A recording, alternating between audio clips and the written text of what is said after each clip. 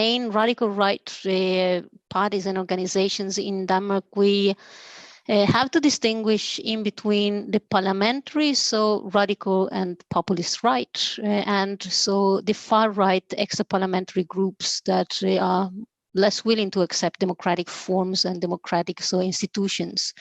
As for the first group, the most influential party is the Danish People's Party, Dansk Folkeparti. This is a party that has now reached fairly has a fairly long historical tradition. It was formed back in 1995 as an offspring of the Progress Party, which was a protest, so ultra-liberal, but also anti-immigrant and anti-Islam party. It is an interesting party, not only because of the electoral support that it has received through the past decades, but also as concerns the more recent developments in terms of political influence of this party, but also in terms of the electoral decline that this party has experienced at the last June 2019 parliamentary elections. So, what is it that characterizes the Danish People's Party as a populist right-wing party? Well, as similar other parties in other places in Europe, and particularly Western Europe, the party has an issue, or has had an issue ownership in terms of anti-immigration politics and anti-asylum politics, and in particular, it is a party that also has profiled itself by being Eurosceptical. So Euroscepticism and anti-immigration are the two, let's say, major political stances that made this party interesting to the Danish electorate. Besides being on the more like redistribution dimension, a party that has come away from the ultraliberalism and tax protest aspects of the Progress Party and has become more prone to accept forms of welfarism, although a welfare that is thought for the ethnic and national Danes, so what is defined as welfare chauvinism.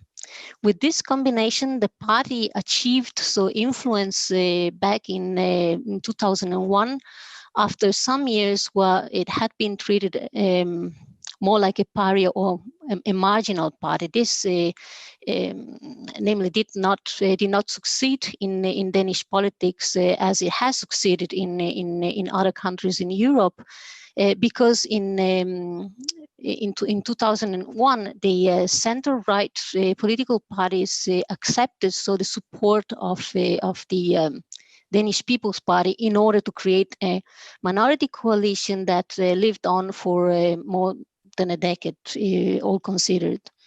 So, I mean, the party was able, from a rather privileged position of a government supporter, but not of government participant, to influence the politics in terms of migration, and in terms of integration.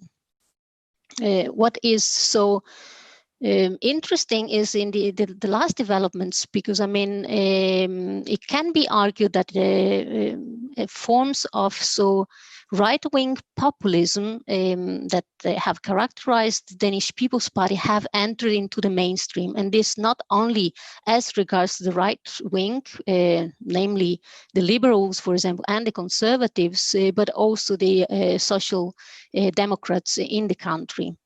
This can partly explain the 2019 electoral decline, electoral fall, one would argue, of this party. In fact, the Danish People's Party lost more than 12% of the electoral support.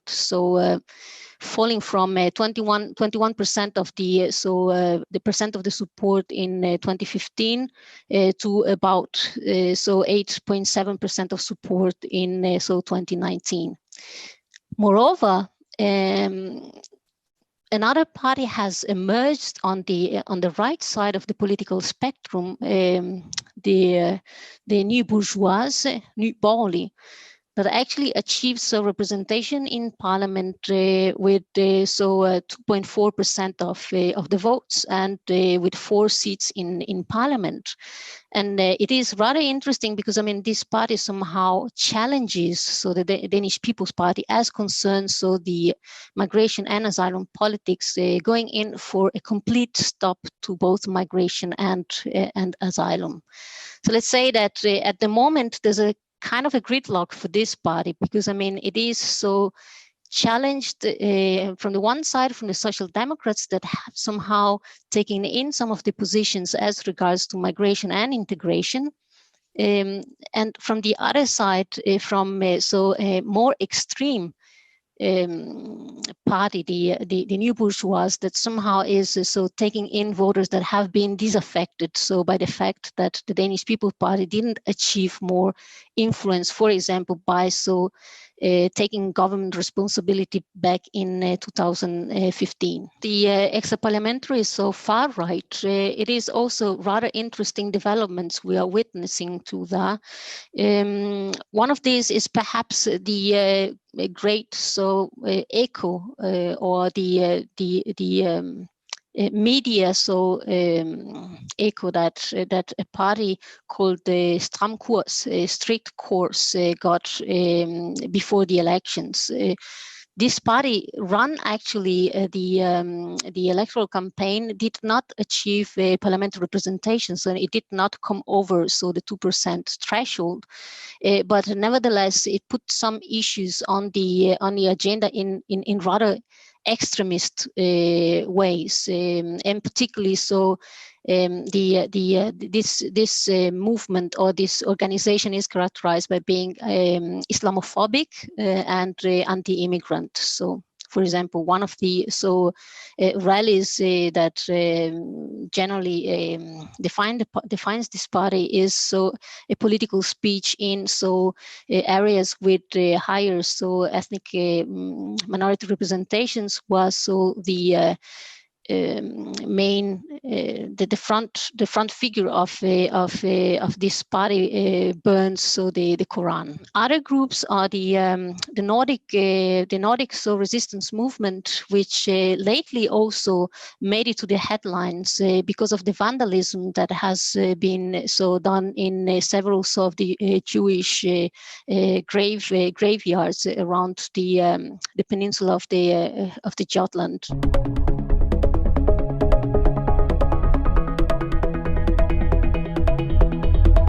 The influence of mainstream politics by the radical and populist right is an extremely relevant question in relation to the Danish case. I have earlier mentioned the fact that the Danish People's Party, which is the biggest radical right populist parties in the countries to date, still. This party has for decades influenced the politics of the right, the center right coalition by the liberals and conservatives together with other minor parties in more recent times. There's a lot of speculations to what extent actually the privileged position that has put this party in the more, let's say, convenient positioning of not being directly involved into government decision, but being a support partner.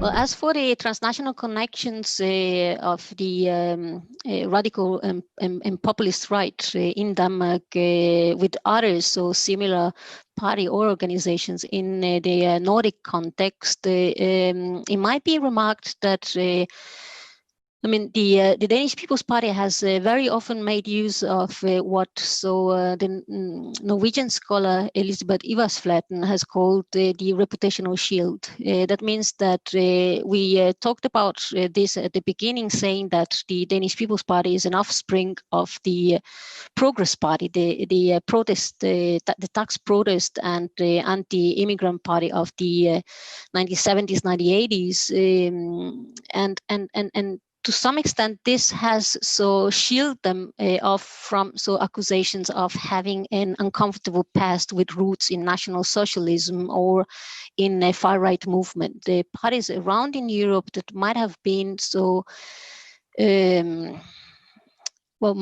might to some extent have affected their reputation by putting upon them the stamp of being too radical. For example, when it comes with associations with the Front National or the Freiheitliche Österreich in earlier times. Now, as for the Nordic political parties, of course, there's a kind of similarity with the Progress Party in Norway. One of the closest connections is with a party that might have been rather uncomfortable when it comes to the defined reputational shield, which is the Sverigedemokraterna, the Swedish Democrats. I mean, in the Danish People's Party paper, there are several articles back in times when the Sweden Democrats were still affected by the cordon sanitaire, still considered pariah, which it might be argued the party still is in the Swedish context, whereas the Danish People's Party in Denmark argued that this was a problem of Sweden and a problem of of a certain political correctness that had been already dealt with in Denmark due to the Danish People's Party.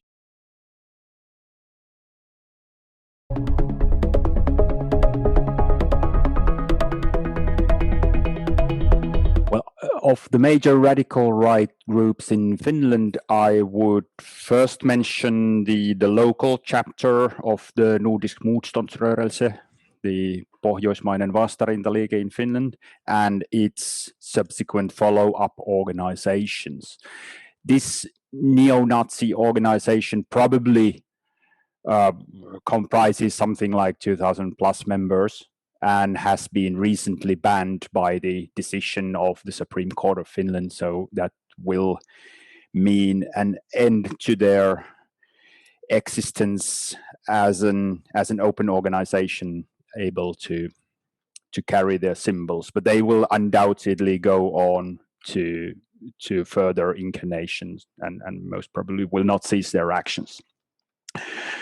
Then we have the local chapter, the chapter that started it all in several countries, of the Soldiers of Odin, which is a street vigilance organization with roots directly in neo-Nazi movements in this country. It's difficult to give an accurate estimate of its size, but probably we're talking about a few hundred active members at the moment. Their fortunes have been sinking in later years, and they are not at all as visible as they used to be. But there are important localities in the country where they are stronger than elsewhere. Then I would mention a very small organization, the Nationalist Alliance, or Kansallismielisten liittouma, as it's called in Finland. This is probably a very small organization. We might be speaking of something like 50 plus members, even less active members. But this one has very recently gotten a lot of publicity here in Finland. And the reason is that the chairman of the organization is under investigation for attempted murder of a local Finns party politician. You may have heard of this case, and I'm willing to if need be, further elaborate. As always, the field of far-right organizations is a very fractured one. There are a lot more very small, usually short-lived organizations that pop up and die. Of them, only one maybe is worth mentioning, the local, you might say that it's a local chapter of the English Defence League, the Finnish Defence League, clearly modeled after the successful model of the English Defence League, but seems to be rather dormant, actually. Only the chairman is some way visible. But apart from these far-right and extremist groups, there is a very large mass organization and a successful political party, and with this I mean the Finns party, which can be characterized as a right radical movement. And this party is influential not only because of the fact that it's the second largest group in the parliament right now, but because it is also the single available channel for even the most far-right extremists to political power.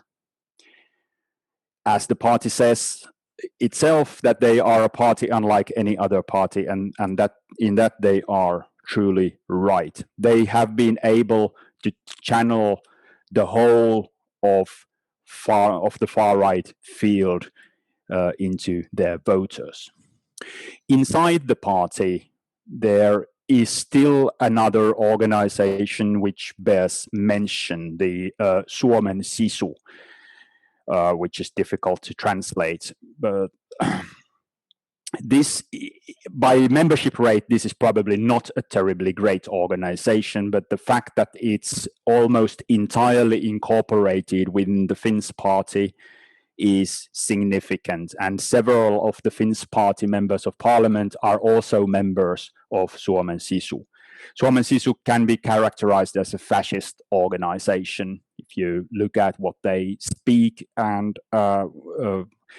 write, they are undoubtedly that. And they are the main channel of the more extreme far-right kind of personalities into the party, into the ranks of the Finns party.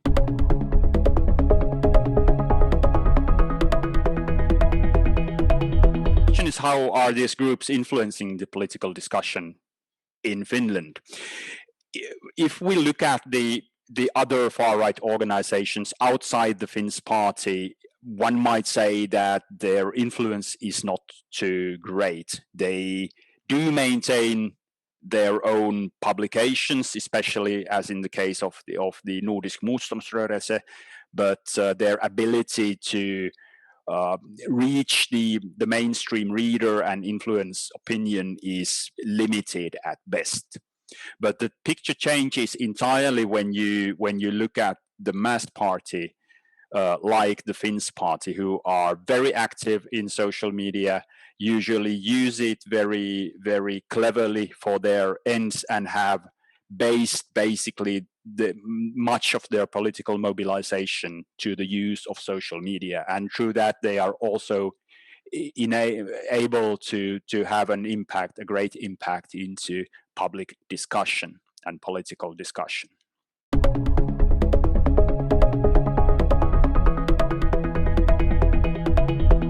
If we look at the connections of the Finnish far-right organizations to similar movements abroad, I think one thing is salient immediately, and that is the strange ultranational character of the far-right.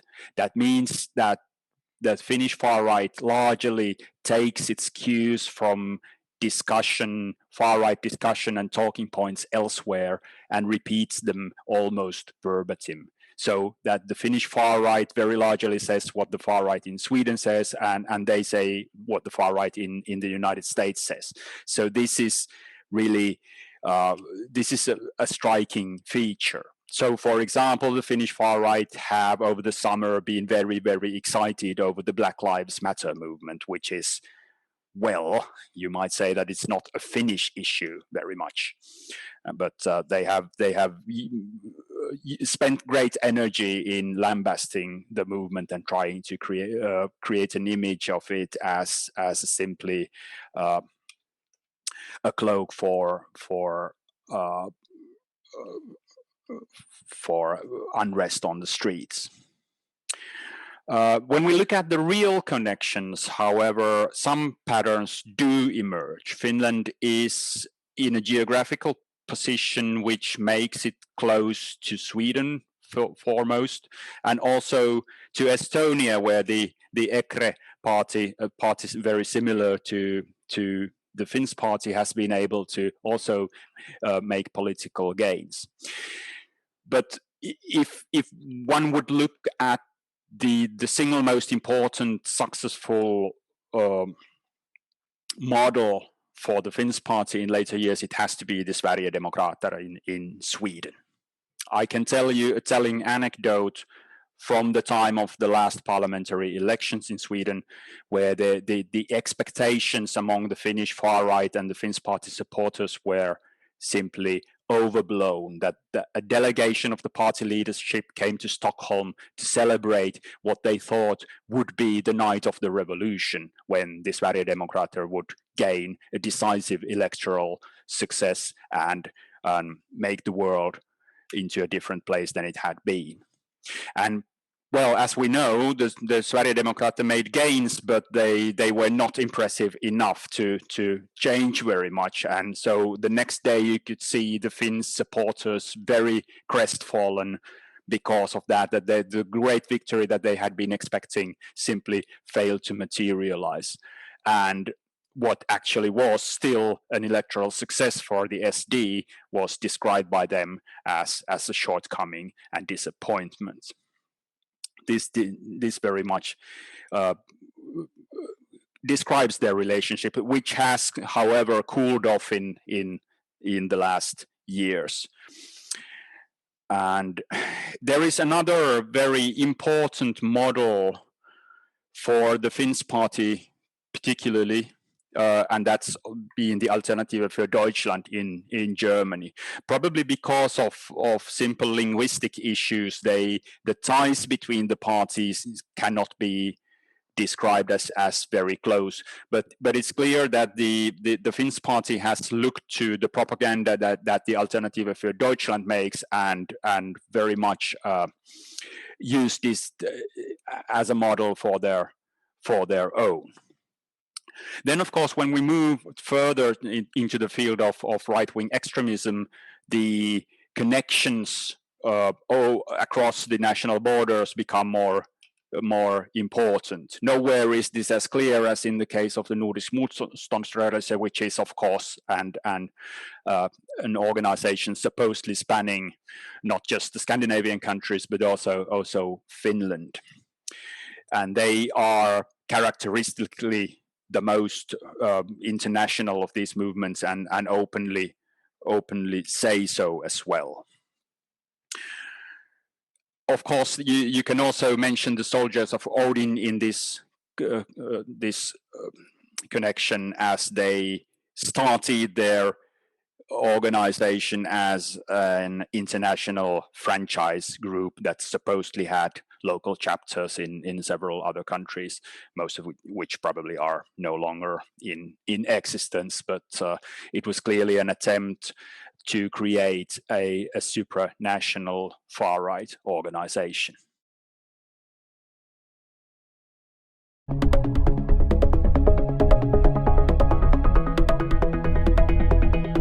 A number of far-right groups ranging from political parties to organized terrorist groups. To give you a broad overview, the party Alternative für Deutschland, AfD, is the most notable example of a mainstream political party represented in the Bundestag. But we also have much smaller Nazi parties or far-right parties, as well as far-right terrorist cells that mostly operate under a principle of leaderless resistance. But also within the police and army, we're seeing an increasing number of organized far-right networks and groups. Finally, I think two more important things are the far-right rock scene in Germany, which is internationally very well networked, as well as the far-right martial arts scene. What we have seen in the last few years is that groups like the Identitarian movement, also known in English as Generation Identity, as well as the anti-Islamic Pegida movement are losing importance. So if I start, first of all, speaking a bit more about the AfD, they have about 35,000 members in Germany. In the 2017 election, they got 12.6% of the vote. There are obviously different wings of the party. I think as a whole, you can definitely say that it is a radical right and right-wing populist party that also has far-right extremist elements within it. The most notable one of this is called Der Flügel, which basically just means the wing. This officially doesn't exist anymore after intelligence services designated them as a far-right organization within the party and started observing them. Under enormous pressure from within the party, they officially dissolved this Flügel, this wing, but obviously there's still many high-ranking members of the party are a member of this. This wing of the party, Der Flügel, has 7,000 members. Within the eastern states of Germany, it makes up about 40% of the party. So it's a very, you have to take it very seriously. Yeah, I think how far right are the AfD? I think the AfD is definitely an attempt to try and present far-right ideas in a much more sort of conservatively acceptable way. You see this through the fact that a number of smaller far-right parties, their support is actually declining as the AfD becomes a much more acceptable sort of place where various different parts of the far-right are organizing themselves. Recently, the long-standing spokesman of the AfD in the Bundestag, Christian Lüth, said on a TV documentary, he was filmed with undercover cameras, that migrants could be gassed and shot. So you see that these far-right extremist positions aren't just some sort of fringe of the society, fringe of the party, but go right to the core of it. But many leading members of the party would not say these things so openly and publicly. Moving on to the smaller parties, we have three notable smaller far-right parties. The NPD, which is the National Party of Germany, which has been around since I think the 50s or 60s. We have the party Die Rechte, the right, and we also have the party Dritter Weg. And all three of these are very small and are losing a lot of importance since the AfD has really become a lot more prominent from about 2016, 2017 onwards. The NPD has about 4,000 members, but it's losing about 500 every year. Die Rechte, the right, has about 600 members, whereas Der Dritter Weg has about 500 members. All three of these parties are even more explicit than the AfD. They glorify National Socialism quite openly. You can more or less say that these are parties full of organized violent Nazis. I must say, though, the membership numbers for these parties, we have these from Der Verfassungsschutz, which is the domestic intelligence service in Germany. So I think these numbers are fairly accurate, but you should take them with a pinch of salt because, as we've seen time and time again, the Verfassungsschutz generally tends to underestimate or falsely estimate numbers of extremist organizations. If I move on to the terror networks now that we have in Germany, we have several that are small, and obviously we only find out about these terror networks often when they are finally exposed and then arrested or banned or something. So there are probably a number of them still operating underground. It's not really in their interest to gain a lot of media attention. If you look at the NSU, the Nationalist Socialist Underground, they were operating more or less in a clandestine fashion for 10 years, murdering migrants in Germany. So to give you a few names, we have the Feuerkrieg Division, we have Nordadler, we have the Group S as it's called, but we also have Combat 18 and Revolution Chemnitz. To talk a bit about these different phenomenon of different kinds of terror groups, something like the Feuerkrieg Division is modeled on the Atomwaffen Division from the USA. And what we're seeing is that around the globe, there is a number of these divisions that glorify National Socialism, organize themselves online, especially in Telegram groups, and plan terrorist attacks. In Britain, for example, they have the Sonnenkrieg-Division. The Feuerkrieg-Division has about 30 to 70 members worldwide, depending on estimates, and about 6 of these at least are in Germany. In Germany, there's been 1 arrest so far. If you look at the Atomwaffen-Division in the USA, they've already been responsible for at least 5 murders. So this is, this is one example. The next one is Nordadler. They were founded in 2017, but banned as an organization this year in Germany. They were trying to buy up properties in the east of Germany to carry out paramilitary exercises and trainings. They were also glorifying National Socialism.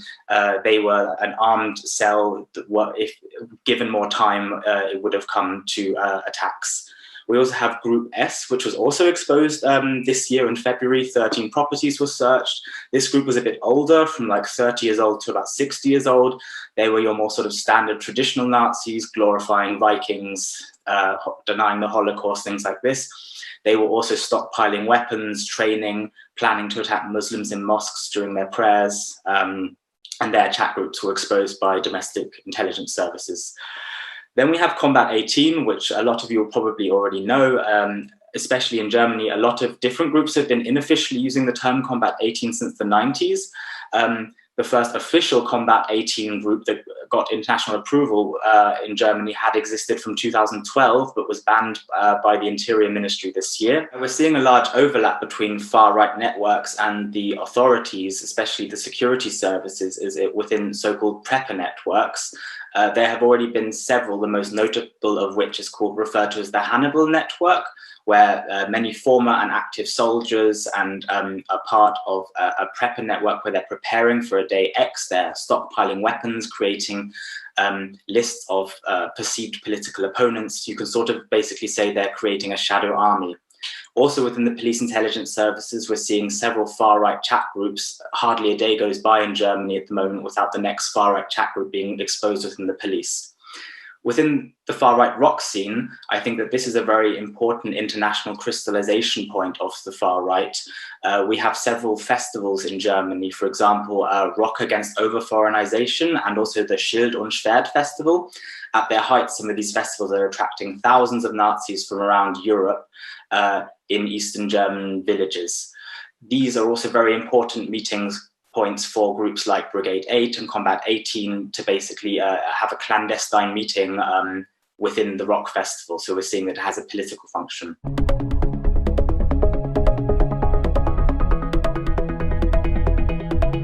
Political legacy of the AfD so far has been on the refugee debate, how they've been able to shift the discourse to push Merkel into the defensive after her very open refugee policy.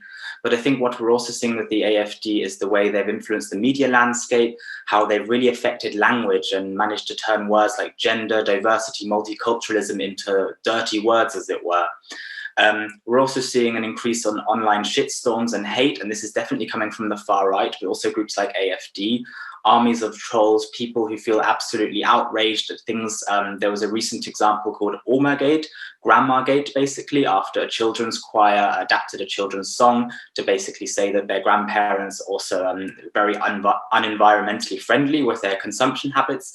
This caused a massive shitstorm from the far right online. What we're seeing is that people can be increasingly mobilized for far right topics online. Another big impact that the far right has had on mainstream political discourse at the moment has also been through the coronavirus. Interestingly, the AfD has not really been able to capitalize on the pandemic so far, but what we are seeing are huge demonstrations of so-called corona skeptics. And here you have sort of esoteric hippie people marching hand in hand with organized violent right-wing extremists.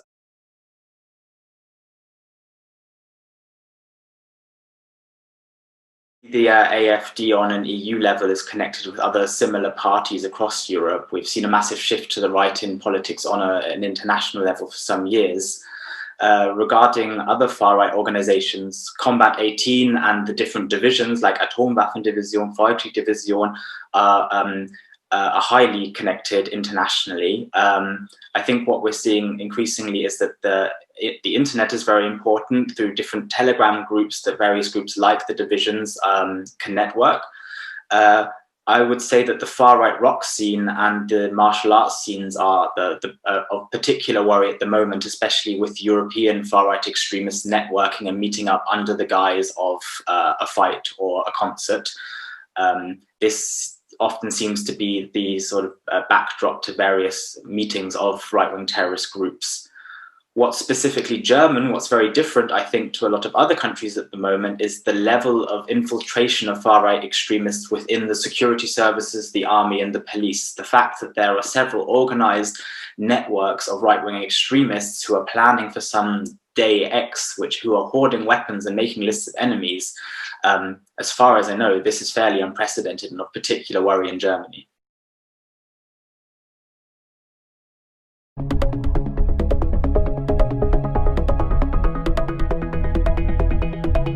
You have the right-wing extremist groups who have been closely affiliated with violence in Norway. It's mostly the Norwegian Nazi movement. It's a Nordic movement, actually, which at least is present in and based basically in Sweden, the Nordic resistance movement.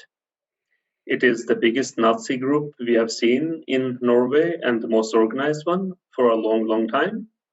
And until recently, unlike what we have seen in Norway earlier, this was a group that was quite coherent. I mean, they are really good at organizing compared to anything we have seen earlier in the 90s, where most of the activity of the Nazi groups in Norway was fighting each other. Quite recently, after election losses in Sweden for something that they thought would be their big breakthrough into election politics, the Nordic resistance movement.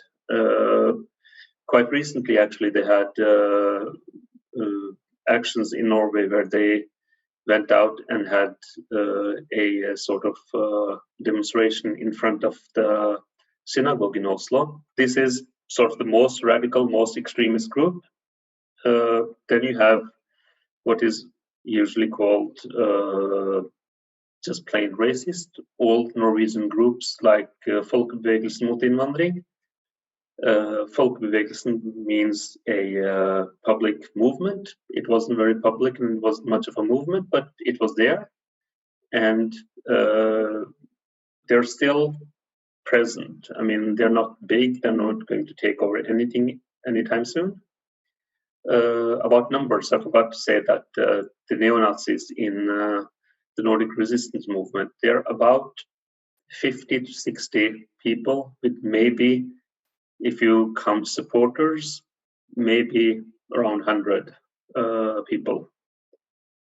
You do have a small group also called Vigrid, which is a combination of Nazism and old Nordic beliefs.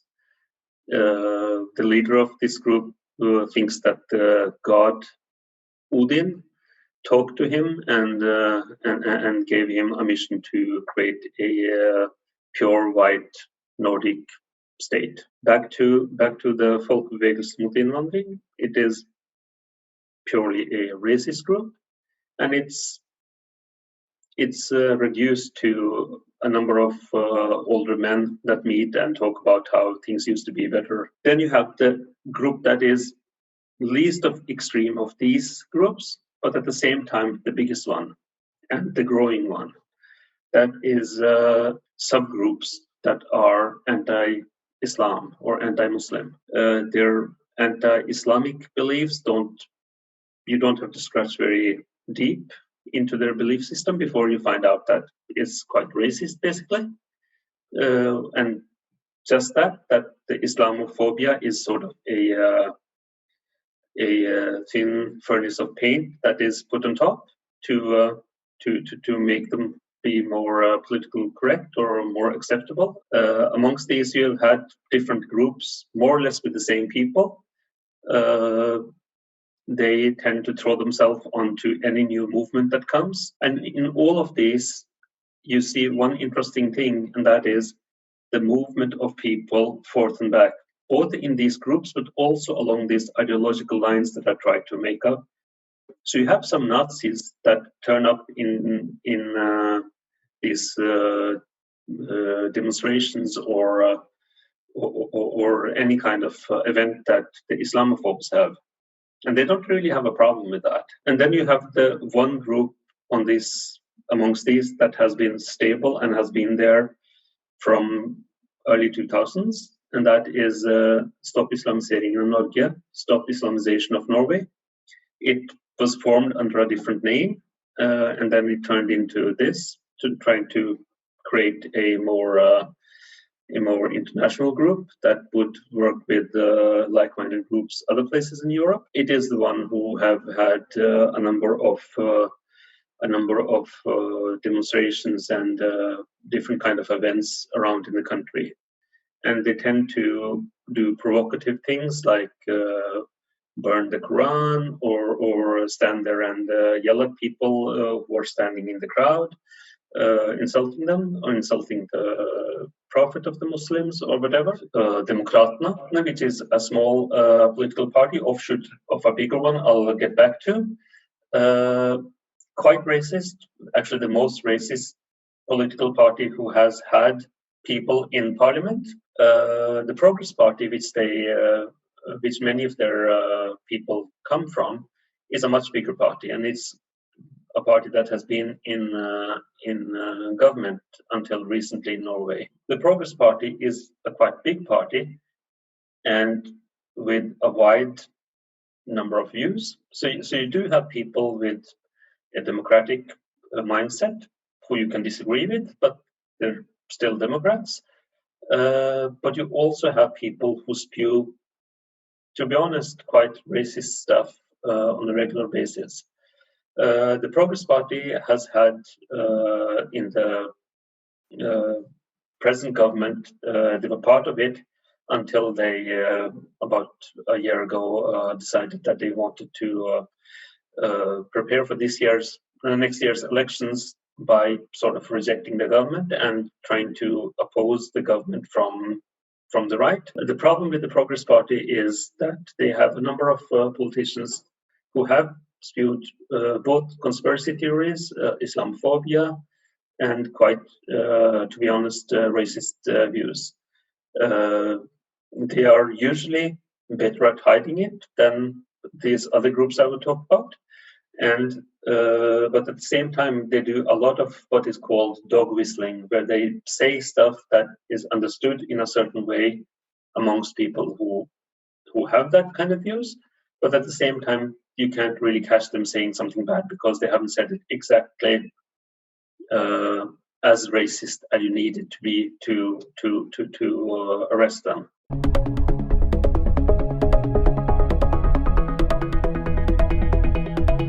What was seen as an extremist position a few years ago now is sort of public policy, and you start out from there. What, for instance, the Progress Party has been able to do is say stuff that sounds outlandish, but because it's a big party, you have to discuss it. And when you discuss it in the open, like any other political position, it becomes like any other political position. It becomes a political position you disagree with. Now, my point has been that there are things that you disagree with, where, one party has one political position, another has another one, and you can disagree with them, but it is still sort of within the realm of acceptable policy or acceptable politics. The problem with what the Progress Party has been quite good at doing is moving the boundaries for what is possible to say.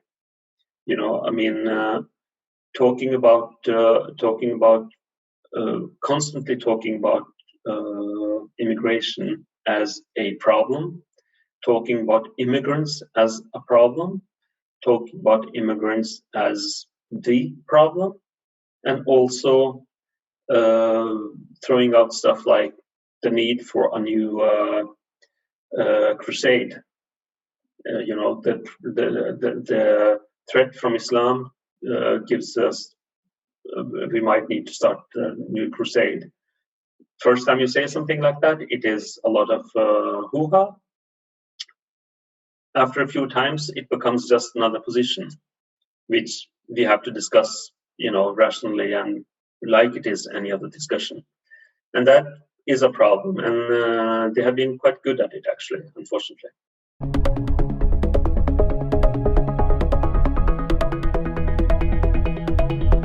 A number of them have been influenced by and inspired by activities and movements in other countries. A number of them have taken their names from them as well. But on the political front, actually, the Norwegian Progress Party, I think, is one of the more successful right-wing groups, one of the most successful right-wing political parties in Europe. They dislike, for instance, being compared to the Swedish Democrats. And the Swedish Democrats, of course, have a different kind of background history. But if you look at the positions, it's more or less the same.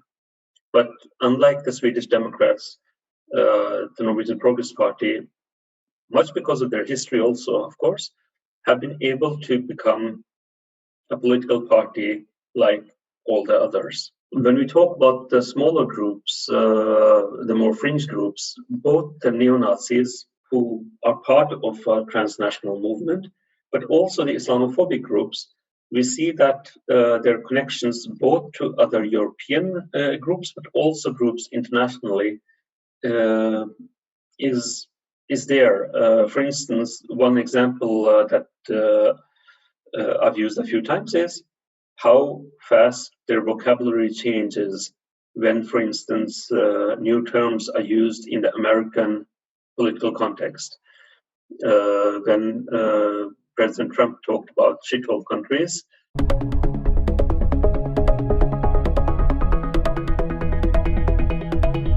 that became a normal term in these groups days, if not hours after. But we also see that a few contributors are active on larger platforms like Gates of Vienna, where a number of Norwegian writers have been quite active, and also in a number of other right-wing magazines, we see that Norwegian authors or right-wing writers have been quite prolific and have written a lot of stuff about the Norwegian context. And Norway isn't a big country, and there isn't a lot of stuff happening here. But what they have been able to do is to tie all these debates together. I mean, what happens in the suburbs of France is part of Norwegian political discourse. We have to talk about the no-go zones and stuff like that. And what happens in Germany is part of the Norwegian discourse right away, often through right-wing extremist group or websites like Gates of Vienna.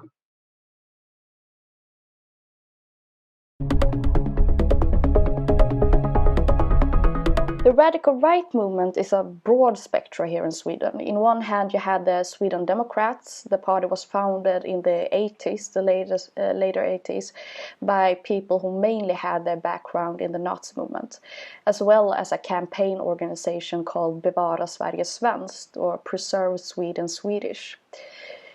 In the 70s and the 80s, this campaign organization was kind of the base for the radical right movement in Sweden. When Bevara Sverige Svenskt stopped being this broader movement of networks and activists and instead established a party was when we first saw Sweden Democrats. And this radical right movement group, Bevara Sverige Svenskt, was split into mainly two fractions. In one hand, you had the party that wanted to organize voters and attracted both people that had their background in the Nazi movement, as well as people who mainly came from the populist right. And on the other hand, you had the more extreme Nazis who didn't believe in parliamentarism as a way to change. they were inspired by the Nazis in the US that had groups like the Order.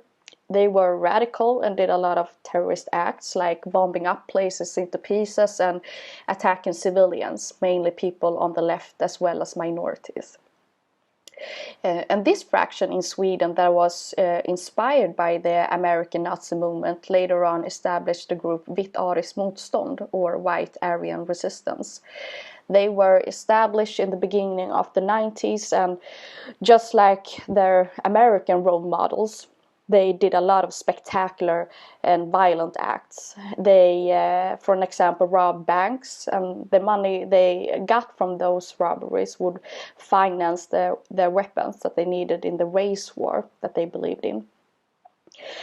But if we go back to the Sweden Democrats, they are today one of the largest forces in Swedish politics, and they have had a great impact on other parties as well as people. And if you look at how people and other parties that, like if you go back a decade, they saw Sweden Democrats as a racist party, and now many of them are opening up the doors for Sweden Democrats and want to cooperate with them. And although the party is a nationalist party that believe in the idea that the state's resources should only go to the people that they see as a part of the nation and not the people that are part of the state, for an example, as citizens, although their very radical nationalist views are a threat to the society, we're still in Sweden, if you read or see a debate or read the debates in the newspaper, we tend to see Sweden Democrats as a harmless anti-immigration party that organized voters that just had enough when it comes to migration. And that's the story that Sweden Democrats effectively has pushed out in the public. That is not anything, there's not anything like that it is not anything radical about their policies or their ideology. And on the contrary, they mean that they are a party like any other party. And this false notion that the Sweden Democrats are harmless is a part of their own self-image. When Mikael Jansson became the party leader in the mid-90s, his first task was to eliminate anything from the party that would make the society and the voters to believe that they are Nazis. As an example, he introduced a ban on uniforms. You couldn't wear bomber jackets and shave your head and at the same time be a part of the party. And it was a part of the party's rebranding, but at the same time, these changes was only on the surface. Below the surface, you still had the same racist, nationalist, misogynist party members. And that's interesting in many ways, because at the same time that you have the second largest party here in Sweden, Moderaterna, that are opening up to the Sweden Democrats that want to cooperate with them, and at the same time you have one scandal after another that involves Sweden Democrats politicians. In September this year, one of their prominent politicians had to leave the party after the newspaper Expressen could reveal that he was in a chat forum where he called black people by the N-word and said things like "Sieg Heil." And this was at the same time he was one of the politicians that sat on the jury for Regional Stockholm's Award for Work Against Racism.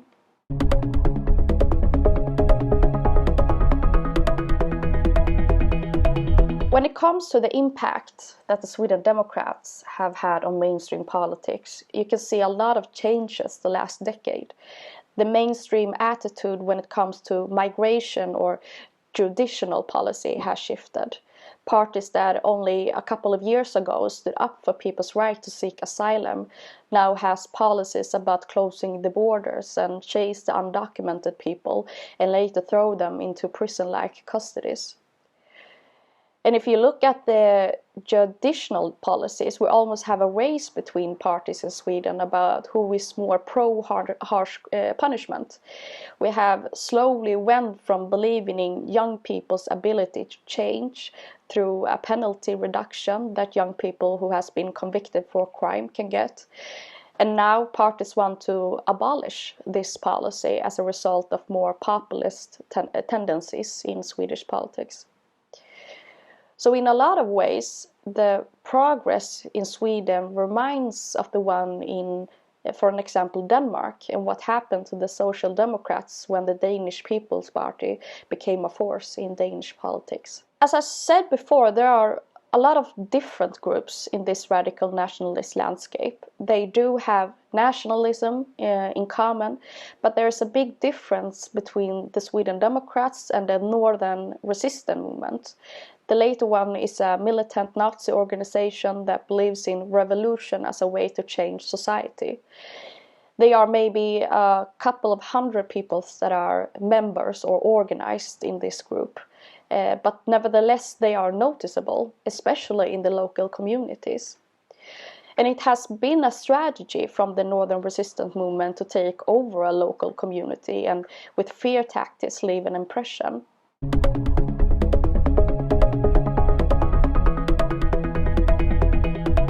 When it comes to how these groups are transnationally connected, it depends where you look. If you look at Sweden Democrats, they are not a Nazi party and prefers not to be connected to that part of the movement. In the European Parliament, they sit in the group ECR, the center-right European Conservatives and Reformists.